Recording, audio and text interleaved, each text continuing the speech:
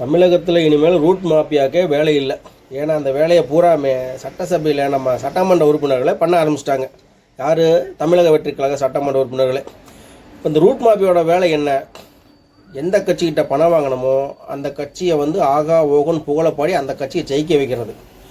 இன்னொரு வேலை என்னென்ன, பணம் வாங்கின கட்சிக்கு எதிர்த்து இருக்கிற கட்சிக்கு எவ்வளோ அவதூறு பரப்ப முடியுமோ அவ்வளோ அவதூறு பரப்பி அந்த கட்சியோட பேரை மக்கள் மத்தியில் கெடுத்து அவங்கள தோக்கடிக்கிறதா இந்த ரூட் மாஃபியாவோட வேலை.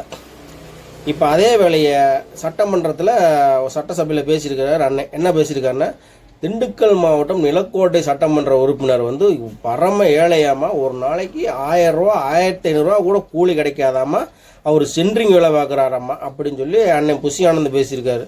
ஆனால் தாவேகா வேட்பாளர் அஃபிடவிட்டில் என்ன கொடுத்துருக்காருன்னா, அவருக்கு கிட்டத்தட்ட 3 டிப்பர் லாரி இருக்குது, ஒரு ஜேசிபி இருக்குது, 30 லட்ச ரூபாய்க்கு தங்க வச்சுருக்குறாங்க. மொத்த சொத்து மதிப்பு எவ்வளோ கட்டியிருக்கிறாரு? 82 லட்சம் கட்டியிருக்காரு. கேட்டால் அவர் பரம ஏழையாமா, நாங்கள் இப்பயும் சொல்கிறோம், நீங்களாம் ஜெயிக்கலை, விஜய் அப்படிங்கிற ஒரு முகத்துக்காக நீங்கள் ஜெயிச்சிருக்கீங்க, வாழ்த்துக்கள், நீங்கள் சட்டமன்ற உறுப்பினராக உங்கள் வேலையை பாருங்கள். ரூட் மாஃபியாவோட வேலை அது வேறு. நீங்கள் போய் சட்டமன்றத்தில் மக்களுக்கான சேவைகளை மட்டும் பேசுங்க. இனிமேல் துதிப்பாடாதீங்க. திண்டுக்கல் மாவட்டத்தில் யார் யாரோ சீட்டு கேட்டாங்க.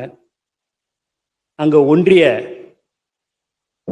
நகரத்தில் ரொம்ப நாள் இருக்கிறாங்கல்ல, அவங்களுக்கு சீட்டு கொடுக்காம ஏன் அவங்களுக்கு கொடுக்கணும்னு நினைக்கிறேன் அப்படின்னாரு. இல்லை, யாருமே பண வசதி இல்லைன்றாங்கன்ட்டு. டெபாசிட்டுக்கு மட்டும் பணம் இருந்தால் போதும், நீ அங்கே இருக்கிற ஆளுக்கு நீ ஒன்றியத்துக்கே விடுன்னு சொன்னார். அவர் சென்ட்ரிங் வேலையெல்லாம் ஒரு நாளைக்கு அவருடைய கூலியே 1000 ரூபா 1500 ரூபா தான் கிடைக்கும். அவர் அண்ணா எனக்கு என்னண்ணே, எனக்கு வேணாண்ணே அப்படின்னாரு. இல்லை, தலைவர் சொல்கிறாரு உனக்கு கொடுக்க சொல்லி கொடுத்தாச்சுன்னாரு.